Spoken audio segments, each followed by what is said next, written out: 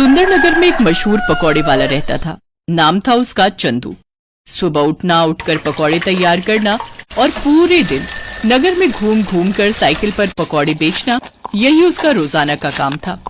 पकौड़े ले लो पकौड़े, गर्मा गर्म पकौड़े, जल्दी आओ गरम गरम पकौड़े खाओ। पकौड़े ले लो पकौड़े, गर्मा गर्म पकौड़े। चंदू की आवाज सुनकर हर कोई उसके गर्मा गर्म पकौड़े खाने के लिए वहां आ जाता था और थोड़ी देर में ही चंदू के सारे पकौड़े बिक जाते थे। चंदू अपने पकौड़े बेचकर घर लौट आता था। ये देखो माँ, आज मेरी कितनी कमाई हुई। तुम्हें पता है, सुंदरनगर में हर कोई मेरे पकौड़ों का दीवाना है।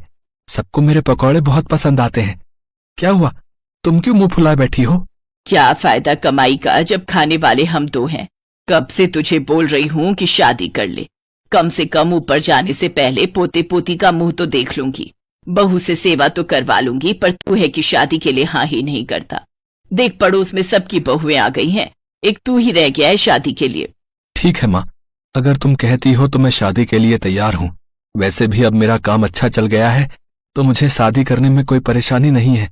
अगर मेरी माँ खुश है तो मैं भी खुश हूँ। ठीक है बेटा, तो फिर मैं आज ही तेरे लिए लड़की देखना शुरू करती हूँ।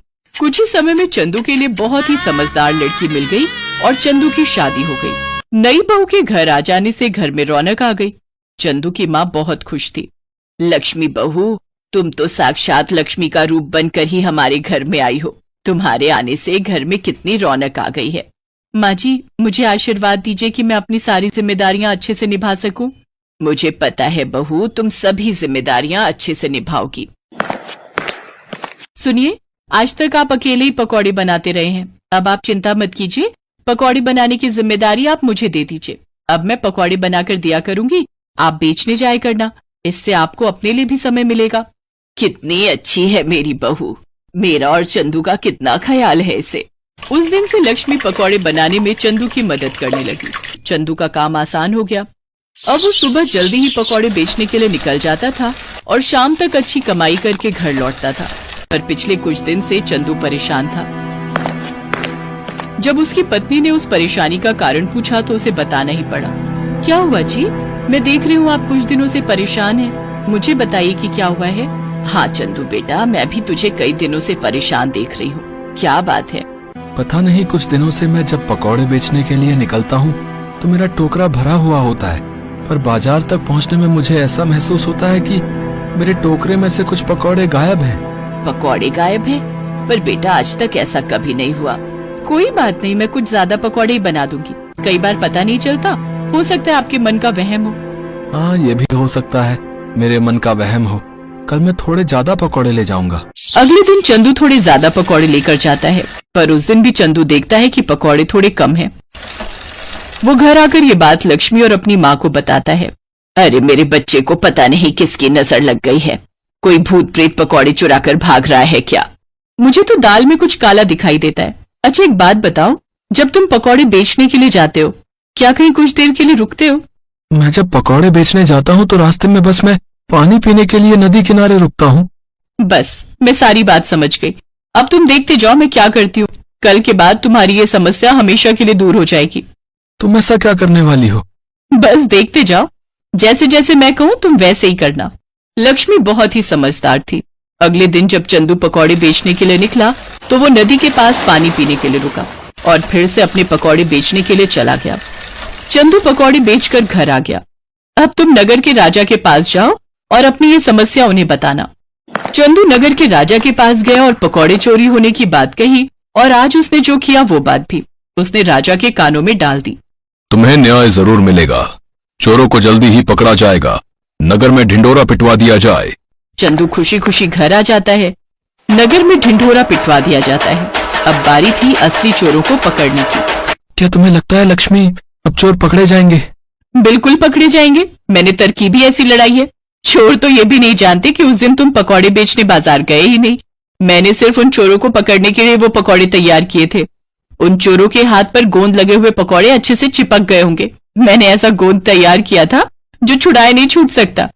चोर तो अपने हाथों में पकौड़े चिपके हुए देखकर परेशान हो रहे होंगे, पर राजा जी द्वारा जो खबर उन्हें मिलने वाली है उससे वो बहुत खुश हो जाएंगे।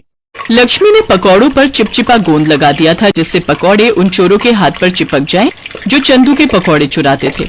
राजा द्वारा नगर में ढिंढोरा पिटवा दिया जाता है। सुनो सुनो, ध्यान से सुनो। राजा वीरभान ने कल रात को एक सपना देखा था, जिसमें उन्होंने कुछ ऐसे लोग देखे थे जिनके हाथ में पकौड़े चिपके हुए थे। राजा वीरभान ने सपने की बात राजगुरु से कही है। राजगुरु का कहना है, यदि सच में ऐसे लोग मिल जाएं, तो राजा वीरभान के लिए बहुत ही शुभ है।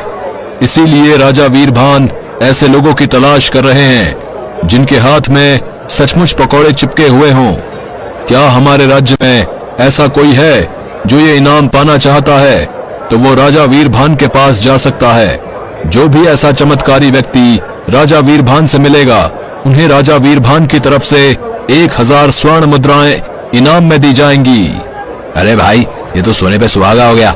हमारे हाथों में तो सचमुच पकौड़े चिपके हुए हैं। चल यार, जल्दी से राजा वीरभान के पास चलते हैं। पता लगे कोई और पहले पहुंच जाए। गांव के बहुत से लोग उस चंदू से पकौड़े खरीद कर खाते हैं। हो सकता है गांव में और भी लोगों के हाथों में पकौड़े चिपके हों। ये इनाम हमारे हाथ से नहीं जाना चाहिए।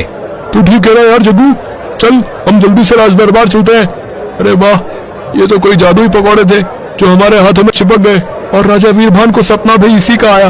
अब तो हम माला माल हो जाएंगे। लक्ष्मी की तरकीब काम कर गई और चोर पकड़े गए।